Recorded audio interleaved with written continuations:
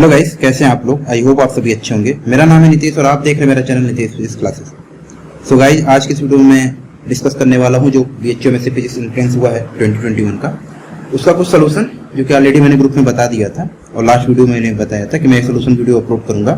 तो टोटल मेरे पास जो क्वेश्चन थे वो 40 प्लस थे, अराउंड 50 क्वेश्चन या 40 प्लस क्वेश्चन। उसमें से मैं मैक्सिमम ट्राई करूंगा आंसर देने का। इसके बाद जो भी क्वेश्चन के आंसर आपको रॉन्ग लगते हैं आप कमेंट सेक्शन में मुझे कमेंट करके बता सकते हैं, और जो भी क्वेश्चन आपको याद हैं आप मुझे वहां पे सेंड कर सकते हैं मेरे ग्रुप में, सो दैट कि हम उस प्रॉब्लम को देखें और सॉल्व कर दें, जिससे आपको पता चल सके कि आपका जो भी क्वेश्चन आप कर क्या है वो सही है या नहीं है। इसमें कुछ क्वेश्चन ऐसे भी हो सकते हैं जो स्टूडेंट ने भेजे हैं जो आपके अकॉर्डिंग हो सकता है कि ये क्वेश्चन नहीं आया हो, या कुछ डिजिट हो सकती है चेंज हो सकती है।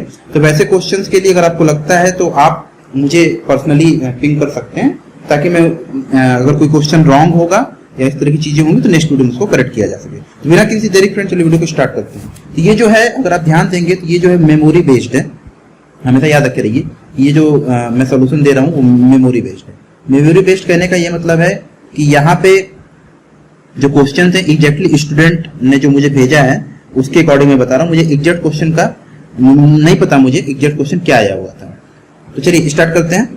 पहला क्वेश्चन था इसमें इलेक्ट्रिक फील्ड दी हुई थी एक्स डायरेक्शन में और वाई डायरेक्शन में। ये था E naught sine omega T minus K X और E naught cos omega T minus K X, और पूछा था कि 4 ऑप्शन दिए हुए थे किस तरह का ये बिहेवियर शो करेगा। तो सबसे पहले यहाँ पे देखने वाली चीज ये थी कि यहाँ जो फेज डिफरेंस है साइन से कॉस में चेंज हो रहा है तो कितना था 90 था, और उसके बाद जो एम्पलीट्यूड था दोनों का वो सेम था। ये क्या हो जाएगा आपका सर्कुलरली पोलराइज लाइट हो जाएगी। तो यहाँ पे जिसमें सर्कुलरली पोलराइज टिक करके आया होंगे उनका सही हो जाएगा।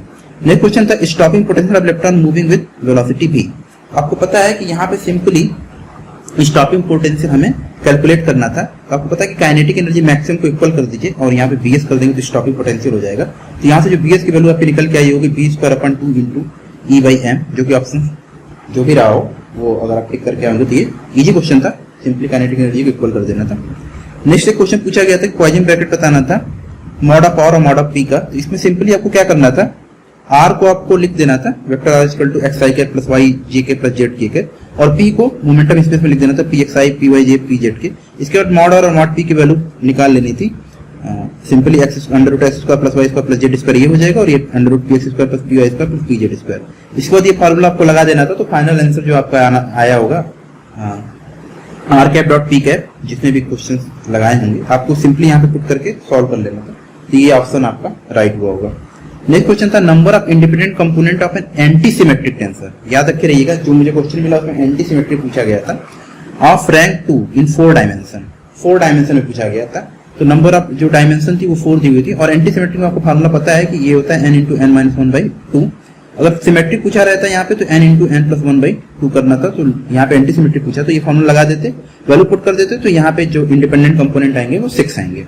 नेक्स्ट चलिए एक क्वेश्चन था 1D simple harmonic phase trajectory. हमें नहीं पता कि फेज ट्रेजेक्टरी पूछा था या क्या पूछा था, तो याद रखिएगा ये क्वेश्चन अगर ये ऑप्शन दिया होगा कि पैराबोला इलिप्स ऐसा, तो यहाँ पे इलिप्स लगाना था। कुछ फिगर दिया होगा तो यहाँ पे इलिप्स का एक फिगर को टिक करना था। आपको पता है कि 2πe/ω आता है, तो आपको यहाँ पे इलिप्स वाला जो ऑप्शन था वो टिक करना था। नेक्स्ट क्वेश्चन पूछा था इलेक्ट्रॉनिक्स से। इसमें भाई बहुत सारे ऑप्शन दिए हुए थे। इसमें एक राइट ऑप्शन ये था, एक कुछ ऑप्शन था इस तरह का कि IB slightly less than IE and IC is slightly greater than I। इसमें आपको टिक करना था। ये A और B दोनों के दोनों क्या है राइट ऑप्शन है। कुछ इस तरह का क्वेश्चन आया होगा, एग्जैक्टली मुझे नहीं पता। नेक्स्ट देखिए रॉन्स्कियन पूछा था, आप ये पूछा था u प्लस बी और u माइनस बी का। सिंपली ये दिया हुआ था, यहाँ पे k की वैल्यू पूछी होगी। तो यहाँ पे सिंपली जो आंसर आया था यहाँ पे आपका 2 आया था। ये लास्ट ईयर का कुछ इस तरह का क्वेश्चन जियो फिजिक्स में पूछा गया था। एक क्वेश्चन और था जिसमें पूछा गया था या टिक करने वाला रहेगा या मैच करने वाला हुआ होगा। इसमें नैंड गेट को लगाना था यूनिवर्सल गेट, नॉट गेट को लगाना था इन्वर्टर, और भी 2 ऑप्शन अगर रहे होंगे तो उसके अकॉर्डिंग आपको टिक करना था। नेक्स्ट देखिए ग्राउंड स्टेट एनर्जी किसी हार्मोनिक ऑसिलेटर की पूछी थी, और यहाँ पे हमें नहीं पता कि अगर ये हार्मोनिक ऑसिलेटर पूछा तो यहाँ पे आपका 1/2 h/ω या 1/2 h आया होगा, और अगर हाफ हार्मोनिक ऑसिलेटर रहा होगा तो यहाँ पे 3/2 h/ω या 3/2 h आप वहाँ पे लगा सकते हैं। एक क्वेश्चन रिलेटिविटी का पूछा था जहाँ पे टी नॉट की वैल्यू दी हुई थी 1.2 × 7 सेकंड, वेलोसिटी जो दी हुई थी 0.9 सेकंड, और टी की वैल्यू पूछी थी। सिंपली यहाँ पे फॉर्मूला लगा देते t equal to gamma t naught, और यहाँ पे वैल्यू पुट कर देते तो ये आपका आंसर एक कुछ मैच कर रहा होगा। जो भी ऑप्शन आया होगा आप वहाँ पे टिक किए होंगे। नेक्स्ट क्वेश्चन देखिए पूछा था नेट मैग्नेटिक मूवमेंट इज 0। किस तरह के मटेरियल में जो नेट मैग्नेटिक मूवमेंट होता है वो जीरो होता है, पैरामैग्नेटिक, डायमैग्नेटिक, फेरोमैग्नेटिक, इस तरह के ऑप्शन दिए होते हैं। यहाँ पे आपको डायमैग्नेटिक को क्या करना था, टिक करना था।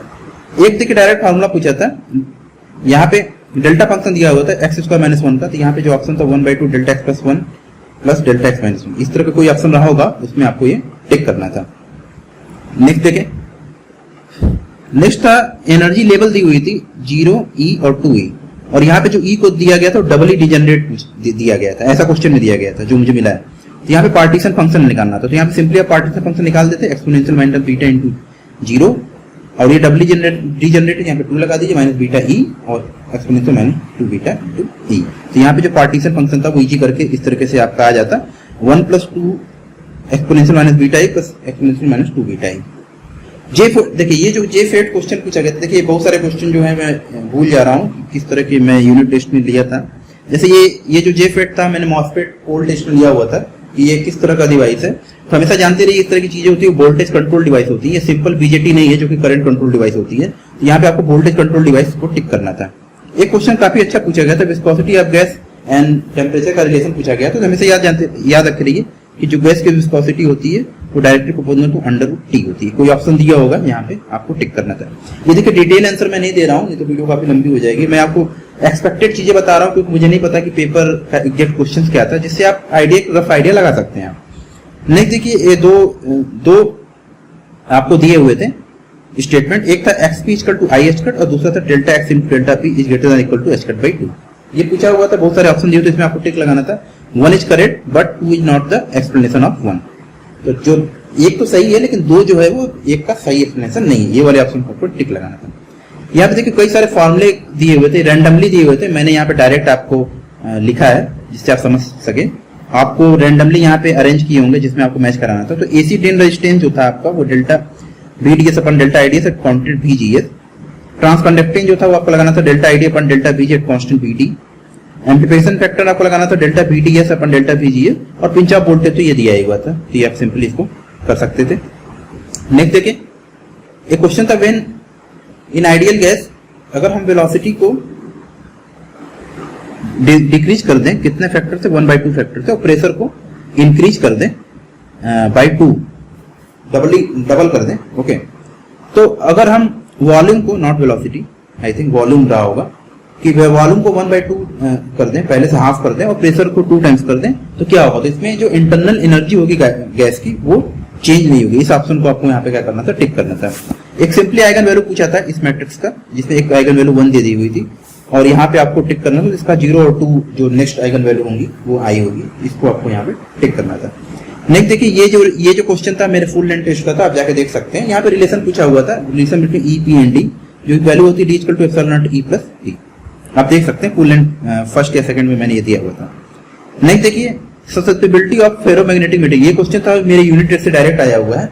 याद रखिए जो फेरोमैग्नेटिक मटेरियल की जो ससेप्टिबिलिटी होती है वो पॉजिटिव होती है, बहुत ही ज्यादा होती है। तो कुछ पॉजिटिव टाइप का ऑप्शन आपको वहां दिखा होगा जहां पे आपको टिक करना था।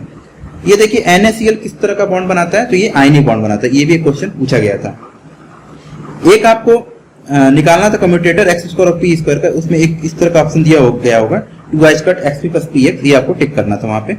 नेक्स्ट देखिए an oscillator is nothing but example of, ये क्वेश्चन जो अगर आपको याद होगा, मेरे ग्रुप के स्टूडेंट को याद होगा, तो मैंने डायरेक्ट पोल टेस्ट में पूछा था मैंने। तो oscillator is nothing but an example of, तो ये यहाँ पे आपको लगाना था पॉजिटिव फीडबैक। ओके, नेक्स्ट देखिए the surface tension does not depend on, surface tension जो होती है वो किस पे डिपेंड नहीं करती। तो हमेशा याद रखिए सरफेस टेंशन जो होती है लिक्विड की प्रॉपर्टी पे भी डिपेंड करती है, और एटमॉस्फेरिक प्रेशर की अगर हम बात करें तो इस पे वो डिपेंड नहीं करती है, हमेशा याद रखते रहिएगा। ओके, उस पे लिक्विड पे लगने वाले फोर्स पे भी डिपेंड करेगी, सारी चीज होगी, लेकिन एटमॉस्फेरिक प्रेशर पे ये डिपेंड नहीं करेगी। नहीं देखिए एक पूछा गया था in Newton ring experiment rings are form due to, बहुत सारे ऑप्शन दिए थे, डायफ्रैक्शन, पोलराइजेशन, इंटरफेरेंस एक्सेट्रा। यहाँ पे इंटरफेरेंस आपको टिक करना था। एक क्वेश्चन डायरेक्ट फॉर्मूला पूछा गया था del² 1/r का, तो यहाँ पे आपको टिक करना था -4π del³r। ओके, ये ऑप्शन दिया गया होगा कहीं। ये देखिए न्यूट्रॉन स्पिन, ये फुल लेंथ टेस्ट का क्वेश्चन है डायरेक्ट। कुछ क्वेश्चन मैं आपको बताता जा रहा हूँ तो जिससे आपको पता चल सके कि ये क्वेश्चन हाँ आए हुए हैं। अगर आपको ऐसा लगता है कि नहीं आए हुए हैं तो आप जाके वो पेपर देख सकते हैं। न्यूट्रॉन की जो स्पिन थी और चार्ज कितना होता है, तो याद रखिए चार्ज 0 होगा और स्पिन जो होगी वो हाफ होगी। ओके, एक क्वेश्चन पूछा गया था माइक्रो स्टेट, जिसमें दिए गए थे फॉर और एंट्रोपी पूछा गया था, तो ओमेगा की वैल्यू 4 दी हुई थी, एस इक्वल टू के एल ओमेगा यहाँ लगाना था, ओमेगा को वैल्यू 4 रख दीजिए, ये हो जाएगा 2 के एल एन 2। कुछ उस तरह का ऑप्शन कहीं आया होगा, आपको वहां पर टिक करना था। नेक्स्ट देखिए, along optics axis velocity of O ray and D रे, यहाँ पे ऑप्टिक्स का क्वेश्चन पूछा गया था। जनरली बीएचयू एमएससी फिजिक्स में ऑप्टिक्स कम आती है, ज्योतिष में ज्यादा आती है, फिर भी कुछ ऑप्टिक्स के क्वेश्चन पूछे गए तो काफी अच्छी बात है। तो याद करिए ऑप्टिक्स एक्सिस से along जो ई रे की वेलोसिटी होती है वो ओ रे के इक्वल होती है, but in case of positive crystal velocity of E ray is always less than velocity of O ray. और पॉजिटिव क्रिस्टल का हम एग्जांपल ले सकते हैं क्वार्ट्ज, अगर ये नेगेटिव क्रिस्टल रहता है तो velocity of E ray is greater than velocity of O ray, और इसका एग्जांपल हम ले सकते हैं कैल्साइट। एक फिर से मैच द फॉलोइंग था जिसमें हमें मेरे स्टूडेंट ने 3 दिया है, फोर्थ का मुझे नहीं पता। इस 3 में मैं बता देता हूं कि 1D बॉक्स में जो एनर्जी होगी प्रोपोर्शनल टू n स्क्वायर करना था, हाइड्रोजन एटम में 1/n स्क्वायर करना था, और सिंपल हार्मोनिक ऑसिलेटर में जो एनर्जी होती है इक्वल डिफरेंस पे होती है। आपको पता होगा इसका ओमेगा के फॉर्म में आती है, जो भी सेपरेशन होता है तो वहां पे आपको टिक करना था। ये देखिए लास्ट ईयर का क्वेश्चन पूछ दिया गया था कि काइनेटिक एनर्जी अगर रेस्ट मास एनर्जी के इक्वल है तो वेलोसिटी कितनी होगी। यहाँ पे डायरेक्ट आपको लगा देना था, तो जो वेलोसिटी आएगी √3/2 इंटू सी के इक्वल होगी। ये क्वेश्चन अगर आपको याद होगा तो मैंने पोल टेस्ट में पूछा हुआ है, अगर आपको याद होगा तो UV catastrophe is a consequence of, किसका कॉन्सिक्वेंस है, प्लैंक लॉ का है। ओके, प्लैंक लॉ ने इसको एक्सप्लेन किया था। हाँ, ये क्वेश्चन मैंने दिया हुआ था फुल टेस्ट में। ग्लूऑन जो होते हैं वो क्या करते हैं, वो स्ट्रॉन्ग इंटरेक्शन में पार्टिसिपेट करते हैं, ये आपको याद होगा। तो ये क्वेश्चन डायरेक्ट आया हुआ है। कुल मिला के 10-12 क्वेश्चन टेस्ट से आए हुए थे। ओके, एक क्वेश्चन था lowest energy band in solid का। सॉलिड का जो लोएस्ट एनर्जी बैंड होता है वो क्या कहलाता है, ऑप्शन दिए होते Fermi energy, conduction band, valence band, वहां पे आपको बैलेंस बैंड पे टिक करना था। नेक्स्ट क्वेश्चन देखिए, according to the shell model spin and parity of silicon. देखिए ये क्वेश्चन जो था मैंने सिलिकॉन के लिए नहीं पूछा था, मैंने किसी और एटम के लिए पूछा था, मुझे याद नहीं किसके लिए पूछा था, लेकिन इसी के बेस पे ये क्वेश्चन आया हुआ। तो यहाँ पे आपको सेल मॉडल से लगा देना था, तो यहाँ पे आपको 5/2 प्लस और 0 प्लस डी ऑर्बिटल में जाएगा सिंपल, तो यहाँ पे आपको ये टिक करना था। एक क्वेश्चन पूछा था एनएलएम की वैल्यू दी थी 10 to 3 और एनर्जी पूछी थी हाइड्रोजन एटम के लिए, तो यहाँ पे एन की वैल्यू कितनी है आपकी 10 है। सिंपली फॉर्मूला लगा दीजिए, En equal to -13.6 upon n square, n की वैल्यू 10 पुट कर दिए तो ये आंसर आया होगा आपका, एक ऑप्शन दिखा होगा वहां पे -0.136 electron volt. Okay, next question देखिए 38, by changing the distance between capacitor which will not change. यहाँ पे ये पूछा गया था क्या चेंज नहीं होगा, तो देखिए अगर आप कैपेसिटर का डिस्टेंस चेंज करें तो हमेशा कैपेसिटेंस चेंज होगा, वोल्टेज चेंज होगा, लेकिन प्लेट पे जो चार्ज है वो कभी चेंज नहीं होते, तो यहाँ पे चार्ज को आपको टिक करना था। मोइले लॉ से क्वेश्चन पूछा गया था कि जो फ्रीक्वेंसी होती है किसके प्रोपोर्शनल होती है, तो यहाँ पे आपको पता है कि जो मोइले लॉ होता है वो क्या होता है, under nu equal to a into z minus b, इसका स्क्वायर कर दिए तो nu is proportional to z square, atomic number के स्क्वायर के प्रोपोर्शनल होती है, यहाँ पे आपको टिक करना था। स्मॉल ऑसिलेशन का सिंपल सा क्वेश्चन पूछा था, यहाँ पे फ्रीक्वेंसी निकालनी थी आपको, जब पोटेंशियल मिनिमम हो तो आपको सिंपली यहाँ पे d2b/dx² निकाल देना, तो k की जगह पुट कर देना, तो यहाँ पे √6/m का आपको ऑप्शन दिखा होगा, वहां पे आपको टिक करना था। नेक्स्ट क्वेश्चन देखिए, इंटीग्रेट करना तो 0 to infinite x⁹ exponential -x² dx, ये क्वेश्चन पूछा गया था। तो यहाँ पे एक फॉर्मूला आप याद रखे रहिए, अगर जिसको याद होगा और इजीली कर लिया होगा, ये मोस्ट इंपॉर्टेंट फॉर्मूला है। 0 to infinite x⁴2n+1 into exponential -ax² dx equal two factorial n upon 2a⁴n+1। यहाँ पे अगर हम कंपेयर करें तो n की वैल्यू अगर हम 4 रख दें तो ये हो जाएगा x⁹ और a की वैल्यू 1 रख दें तो 8e⁻x²। यहाँ पे पुट कर दीजिए और यहाँ पे सॉल्व करिए तो ऑप्शन 1 12 करके आपको आ रहा होगा। और ये आज की वीडियो का लास्ट क्वेश्चन है 42, तो टोटल मैंने 42 क्वेश्चन डिस्कस कर दिए। नेक्स्ट वीडियो में जिस तरह से हमें क्वेश्चन मिलेंगे तो उसको मैं ट्राई करूंगा और क्वेश्चन आपको देने की, जिससे आपको पता चल सके कि कितने आपके प्रॉब्लम सही है।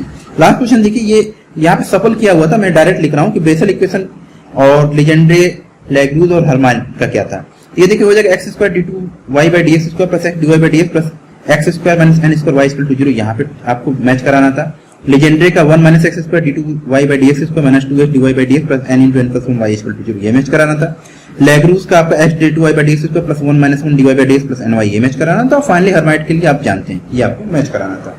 तो आई होप कि ये वीडियो है वो आपके लिए बेनिफिशियल होगी और इससे आपको एक रफ आइडिया मिल सकता है कि आपके कितने क्वेश्चन सही हुए होंगे।